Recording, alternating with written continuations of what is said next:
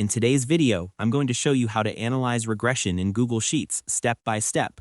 Whether you're working on a school project, exploring business data, or simply trying to understand the relationship between two variables, this clear and friendly guide will walk you through everything you need to know. And don't worry, even if you're new to regression, I'll make the process easy and stress-free. First, open your Google Sheets and create a brand new spreadsheet.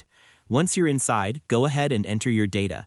Put your independent variable like demand in the left column and your dependent variable like price in the right column. Make sure your headers are labeled clearly so everything stays organized. Now highlight both columns from top to bottom, including those titles. This helps Google Sheets understand exactly what you're analyzing. Next, click on the Insert Chart button. Google Sheets will immediately generate a chart, but don't panic if it gives you a line chart by default. For regression analysis, you need a scatter chart. So head over to the chart editor on the right and switch the chart type to scatter chart. As soon as you do that, you'll see your data points plotted clearly, giving you a visual feel for the relationship between demand and price. You'll notice a few chart customization options as well. This is where you add your regression line. In the Customize tab, open the Series section and scroll until you see Trend Line. Turn it on, then change the trend line type to linear. This creates your regression model instantly.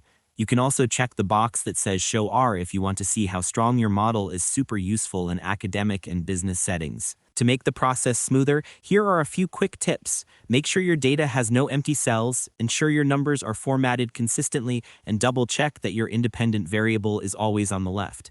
Doing all of this beforehand prevents strange chart errors and makes your regression much more accurate. It's also a great idea to label your chart clearly, especially if you plan to present your work. Clean labels make your results easier for others to understand. And that's all there is to it.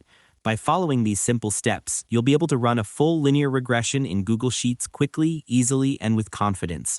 Thanks for watching, and I hope you found this tutorial helpful. If this helped you out, feel free to share it with others who might be struggling with regression analysis. Why not make someone's day easier?